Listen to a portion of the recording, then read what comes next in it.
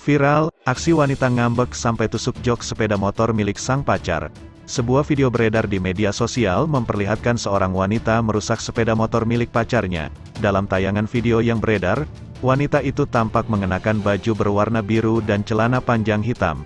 Dia berdiri di depan sebuah sepeda motor yang diparkir di pinggir jalan. Wanita tersebut tampak mengamuk dan berusaha merusak sepeda motor tersebut. Unggahan itu menyebutkan bahwa sepeda motor tersebut milik sang kekasih. Ngambek, seorang wanita terlihat menusuk-nusuk jok motor pacarnya, tulis akun tersebut.